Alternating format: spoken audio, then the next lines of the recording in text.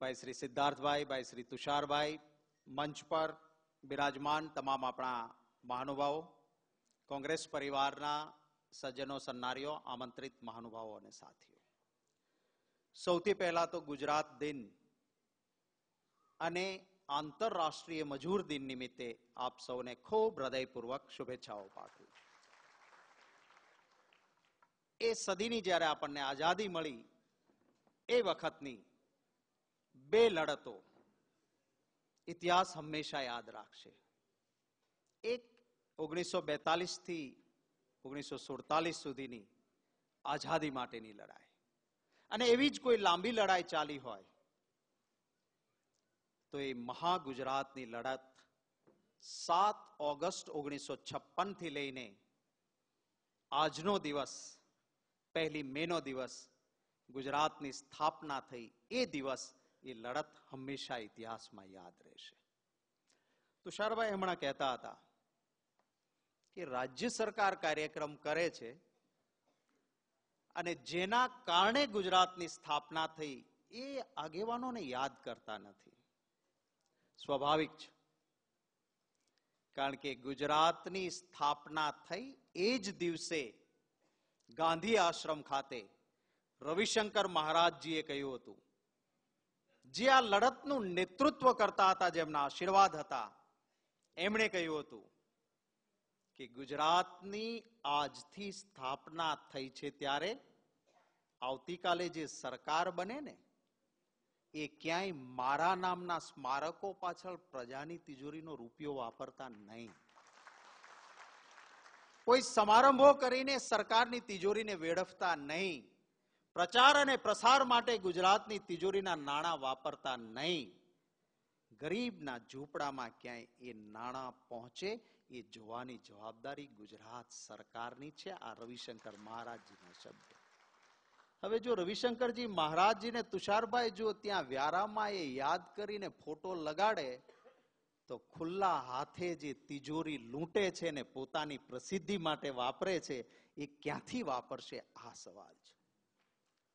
આ રાજ્યની સ્થાપના પાછળ જેમણે પણ ભોગાતો લડત કરી હતી, સૈદ્ધાંતિક રીતે કદાચ કોઈ પાર્ટી સાથે હતા તો એના સામે પણ લડત કરી, પણ ગુજરાત સ્થપાયા પછી મહાગુજરાતની એ લડતના મુખ્ય નેતાઓએ કોંગ્રેસ પાર્ટીનું નેતૃત્વ સ્વીકાર્યું, કોંગ્રેસ પાર્ટીનું સિમ્બોલ સ્વીકાર્યું અને કોંગ્રેસ પાર્ટીમાં જોડાયા હતા.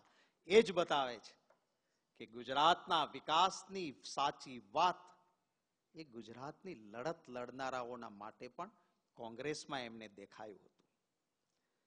ઇતિહાસ જોઈએ તો છેલ્લા ઘણા વર્ષોથી ભારતીય જનતા પાર્ટીની સરકાર છે અને આ સરકારની સામે લડીને આજે આપણે પ્રણ લેવું પડશે.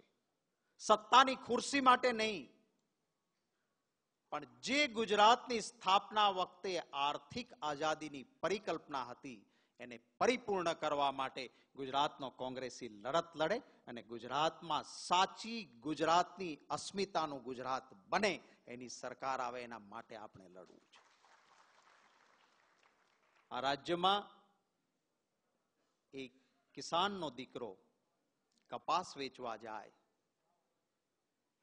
અને વેચવા જતા પહેલા એને કદાચ દિલથી મત આપ્યા હશે એ વાતને સ્વીકારીને કે જ્યારે એમ કહ્યું હોય કે કપાસના 20 કિલોના તો મિત્રો 2000 મળવા જ જોઈએ, અને એ પછી જ્યારે એક કિસાનનો દીકરો જાય અને કહે કે 800 રૂપિયામાં તારો કપાસ 20 કિલો હાથ નહીં પકડું, અને કેરોસીન છાંટીને સળગે અને સળગતો સળગતો કોની હાય હાય કરીને જાય છે એ વિડીયો જોઈએ તો જોવા મળે. જામનગરમાં એક ખેડૂત કલેક્ટર ઓફિસ પાસે જઈને કેરોસીન છાંટે કે ઉદ્યોગપતિએ મારી જમીન કોર્ટનો ચુકાદો મારી તરફેણમાં હોવા છતાં પડાવી લેવાનો પ્રયત્ન કર્યો છે, માટે કેરોસીન છાંટે. હરિભાઈ રાબડિયા નામનો સૌરાષ્ટ્રનો એક ખેડૂત આત્મહત્યા કરે અને ત્યાંનો સરપંચ કહે કે મને ખબર છે એના જીરુના પાક ઉભો હતો, સારામાં સારું જીરું હતું, માવઠાનો વરસાદ આવ્યો, જીરું નાશ પામ્યું અને એ ખેડૂતના દીકરાએ આત્મહત્યા કરવી પડી.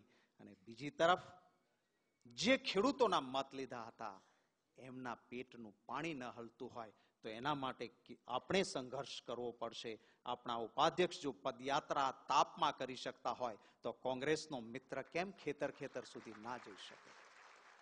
સાથે મળીને લડીએ. ખૂબ શુભકામનાઓ. ગુજરાતના સ્થાપના દિન નિમિત્તે આ રાજ્યના મજદૂરો માટે લડત કરવી પડે અને આપણે વિરોધ પક્ષમાં છીએ એટલે કહીએ એમ નહીં. આજે આંતરરાષ્ટ્રીય મજદૂર દિન હોય અને ગઈકાલે એસટીના મજદૂરોએ ચક્કાજામ કરીને હડતાલ પર ઉતારવું પડે એ જ બતાવે છે કે આ ગુજરાતમાં કેવી સરકાર ચાલે છે. સાથે મળીને સંઘર્ષ આ રાજ્યની અસ્મિતા માટે કરીએ સૌ સાથે મળીને. એ જ શબ્દો સાથે ફરી વખત ખૂબ શુભકામનાઓ પાઠવીને વિરમું છું. જય હિન્દ.